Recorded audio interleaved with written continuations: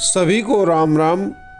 आप सभी का स्वागत है हमारे YouTube channel HK Paul mystery में। आज हम आप सभी को सूर्य पर्वत पर त्रिकोण के बारे में जानकारी देंगे। अगर सूर्य पर्वत पर त्रिकोण बना हो और निर्दोष बना हो तो जिस किसी के भी हाथों में त्रिकोण होगा, बड़ा या इससे छोटा हो, और कभी कभी जैसे रेखा के बगल में जैसे यह सूर्य रेखा निकली हुई है उसमें अटैच किया हुआ त्रिकोण बना हो, तो इन्हीं सभी के बारे में कि उसकी क्या फ़ायदा होगा, क्या लाभ होगा। तो त्रिकोण बनना, हथेली पर कहीं भी त्रिकोण हो तो यह शुभ फल देता है, यह अच्छा संयोग बनाता है। यह त्रिभुज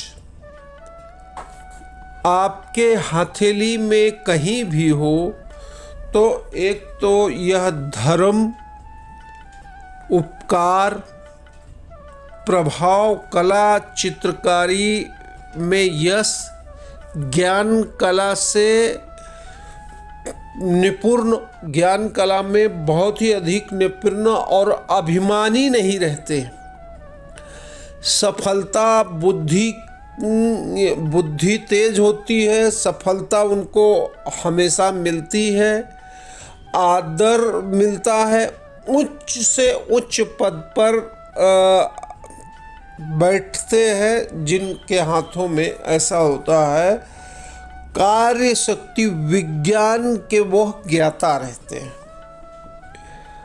तो किसी जगह पे, मतलब अलग अलग जगह पे जो प्रमुख पर्वत हैं, जैसे गुरु पर्वत है, जैसे सूर्य पर्वत है, जैसे शनि पर्वत है, बुध पर्वत है या चंद्र पर्वत है, इन सभी जगह पे इन लोगों की अलौकिक विशिष्टताएं हैं कि जिस किसी के भी हाथों में त्रिभुज होगा, ट्रायंगल होगा, वह व्यक्ति भविष्य में उच्च से उच्च पद पर सुशोभित करेगा।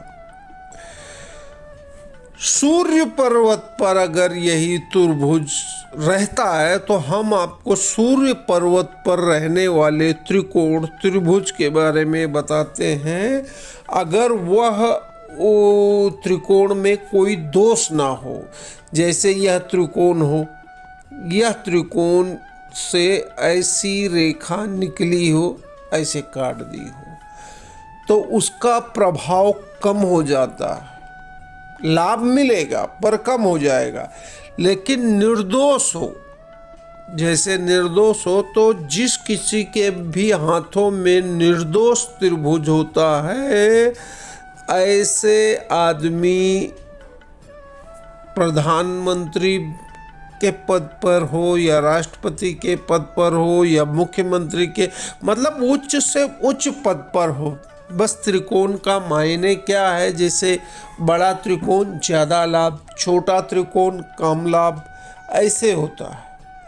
तो वह त्रिकोण आपको लाभ देता है। कोई मिलिट्री का शासक होता है, कोई कला में इतना निपुण होता है कि बहुत बड़ा एक्टर बन जाता है, कोई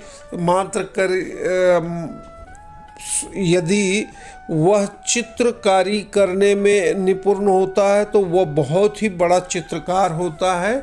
तो यह जिस हथेली पर, जिनके भी हाथों में सूर्य पर्वत पर निर्दोष त्रिभुज रहता है, यह मान के चलिए वह उच्च से उच्च पद को विभूषित करते हैं, उस पर बैठते हैं, उसका मतलब अपने मार्ग संचालक करते हैं। तो यही अगर मान के चलिए सूर्य पर्वत पर त्रिकोण हो और सूर्य की रेखा उसको काट रही हो, तो उसमें जो बड़े बड़े योग थे वह कम हो जाएंगे, पर मान सम्मान उन्हें मिलेगा ही मिलेगा।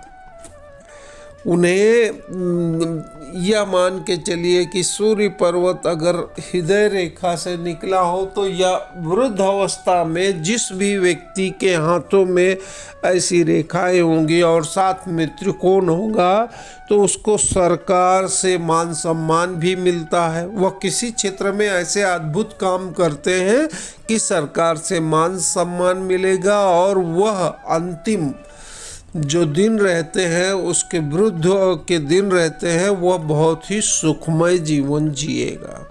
तो हथेली पर जिस पर्वत पर त्रिकोण होगा, ट्रायंगल होगा, यह मान के चलिए बहुत ही फलदायक होगा।